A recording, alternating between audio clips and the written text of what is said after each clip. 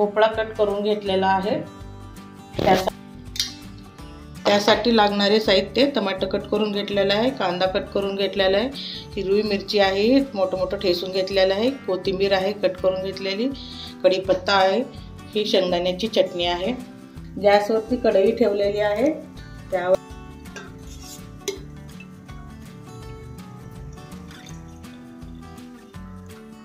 अर्धा चमच जीरा,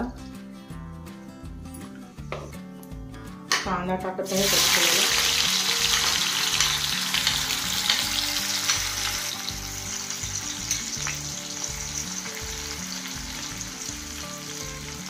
कढीपत्ता,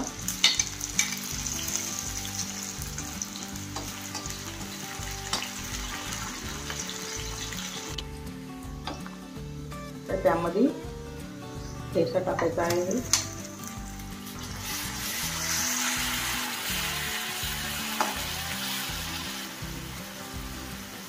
टमाटर,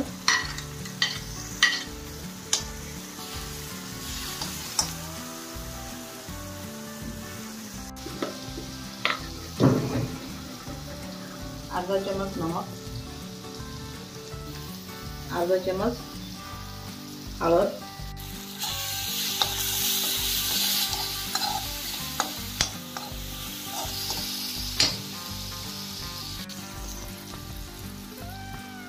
दोन चम्मच चटणी टाकायची आहे शेंगदाण्याची,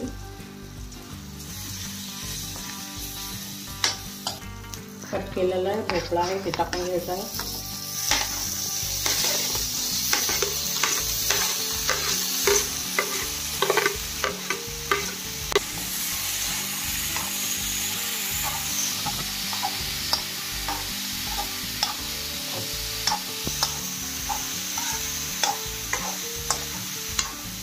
पाणी टाकून घ्यायचं आहे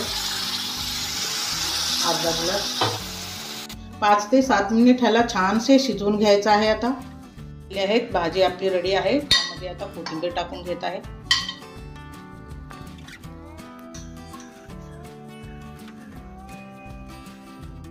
अशा प्रकारे ज्वारीच्या भाकरी सोबत खायला एकदम रेडी आहे। आवडले असेल तर एक वेळेस करून पहा, लाईक करा, शेअर करा, कमेंट करा।